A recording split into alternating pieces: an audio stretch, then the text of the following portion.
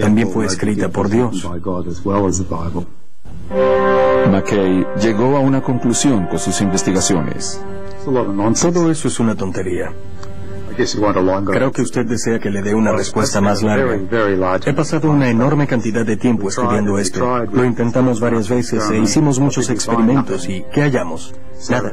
Hasta ahora no hemos visto que haya alguna evidencia de que los códigos de la Biblia sean reales.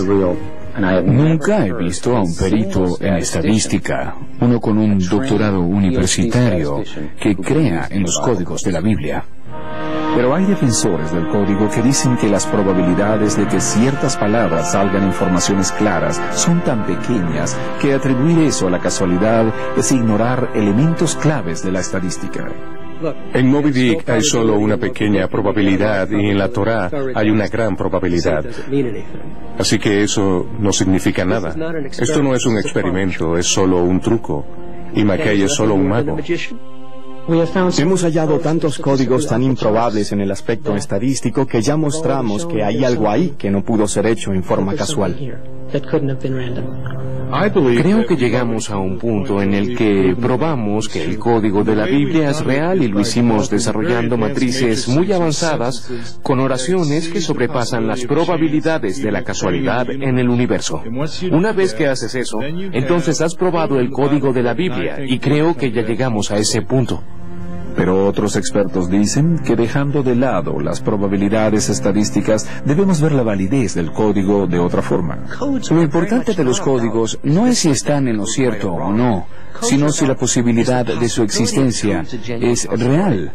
Yo lo diría así. Si crees que todo código está en lo cierto y funciona a la perfección y puedes predecir hechos, entonces eres un tonto. Si piensas que los códigos no existen, eso no es posible. Es una noción absurda decir que no hay códigos. Uno perdería así algo hermoso sobre la profundidad del mundo. No viviríamos en un mundo codificado. Y no vivir en un mundo así es vivir en una estepa. Y no es agradable vivir en una estepa. A pesar de la precisión de los argumentos de Mackay y otros sobre la inexistencia de los códigos, los defensores del código de la Biblia señalan unos ejemplos actuales de predicciones sacadas de las noticias de hoy. ¿Qué eventos recientes ha predicho el código de la Biblia? ¿Y qué nos dice sobre el futuro?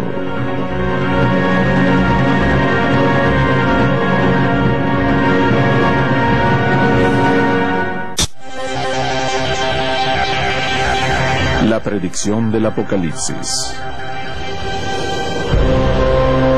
Aunque defensores y detractores señalan buenos puntos sobre la validez del código de la Biblia, es indudable que algunas predicciones de la Biblia se cumplieron. Unos creen que no sabemos el futuro hasta que ya es el pasado. Otros creen que si sabemos qué pregunta debemos hacer, uno puede predecir el futuro. Si el código de la Biblia puede predecir el futuro, ¿qué nos depara este? ¿Y qué está escrito en piedra? El código ha hecho predicciones increíbles sobre el pasado reciente. Cuando la elección entre Gore y Bush, yo volví a casa un día y pasé por una cafetería donde vendían periódicos. Allí tenían un periódico israelí y en los titulares vi cómo se escribían los nombres de Gore y Bush en hebreo. También estaba la fecha de la elección en el sistema hebreo para denominar los meses. Yo solo tomé esas tres palabras y las puse en mis propios programas y obtuve una matriz muy precisa. Creo que conseguí unas 4 filas por 5 columnas con esas tres palabras. El día del mes y el mes aparecían como una sola palabra clave. Gore aparecía como una palabra clave y Bush era la otra. Todo era tan compacto que la probabilidad de hallar eso en una población de texto mono. Mono significa una población en la que hay texto sin ningún código en absoluto. Era algo así como una en cientos de miles. Pero fue el 11 de septiembre lo que hizo que los investigadores volvieran a la Biblia para ver si ese hecho fue predicho ahí. Lo que hallaron fue asombroso.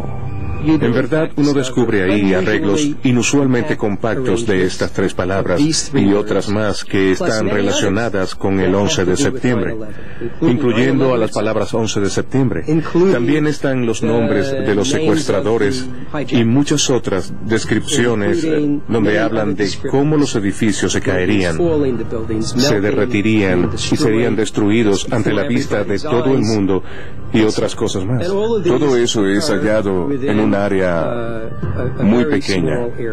Hice una matriz sobre el ataque al World Trade Center y esta contiene 30 términos que son oraciones completas. Las probabilidades estadísticas de que saliera esa matriz son de 1 en 10 al exponente 340. Los aviones derritieron 2 veces las Torres Gemelas. El término 2 es solo una palabra en el texto. Este ejemplo siguiente muestra a Bin Laden con las palabras mata a miles de personas y también las palabras incidente de terror y Torres Gemelas. Lo que hace que este cuadro sea extraordinario son los grupos que aparecen ahí y uno debe realizar la investigación por cierto tiempo para poder apreciar lo cerca que están esas palabras. Esta es la única palabra que hay para incidente de terror, que es solo un salto de 2. Es el salto más pequeño que hay en la Torá. Es uno de los 3 mejores encuentros entre las palabras gemelas y torres. ¿Por qué salen juntas en el mismo cuadro? La respuesta que vemos una y otra vez es que hay una intención en eso. Una de las últimas revelaciones del Código Bíblico se relaciona a un hecho del 1 de febrero del 2003, el desastre del transbordador espacial Columbia. Empezaré con los hallazgos del profesor Reeves sobre el transbordador espacial Columbia. Columbia, ellos fueron llorados, un incendio abrasador. El profesor Reeves no vio esta secuencia roja. Se la mostró a un amigo que de inmediato le dijo que se parecía a un transbordador espacial. ¿Qué pasa si hay algo interesante en esta otra ala? Además está hacia abajo, por eso esta debe ser el ala izquierda, y ahí dice que será consumida por el fuego.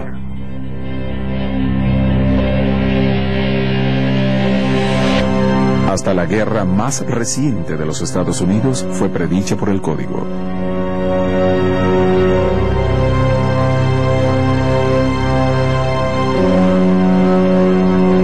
¿Pero puede el Código predecir el futuro? Unos investigadores han dicho que el Código hace la predicción más importante, que los días finales quizá empezaron ya y que el mundo llegará pronto a su fin. El Código predijo el devastador terremoto de Los Ángeles en 1984. En esa misma secuencia del Código se dice que habrá otro gran terremoto en Los Ángeles en el 2010. El Código predice la devastación de la Tierra por un cometa en el año 2012. El Código sugiere que el aumento reciente del terrorismo mundial podría ser un precursor de la venida del fin del mundo. ¿Son estas predicciones de catástrofes o solo sugerencias de la posibilidad que ellas pasen? Unos expertos dicen que no debemos aceptar los códigos como si fueran incambiables. Como vemos en este ejemplo, tenemos a Al Gore en azul y la palabra presidente en amarillo. Esto fue hallado por el profesor Reeves un año antes de la elección. Por eso él pensó que Al Gore iba a ser el presidente. De hecho, unas semanas después del comienzo de las disputas legales en Florida, el profesor Reeves halló otras palabras adicionales que él cree que estaban en rojo. Así que de hecho no hay realmente ningún libro de reglas que nos diga qué palabra debemos leer primero y cuál debemos leer en segundo lugar, y si también nos faltan unas palabras. Quizá debemos destacar una palabra por aquí y otra por allá. Así que no hay una forma real de saber qué es lo que estamos viendo.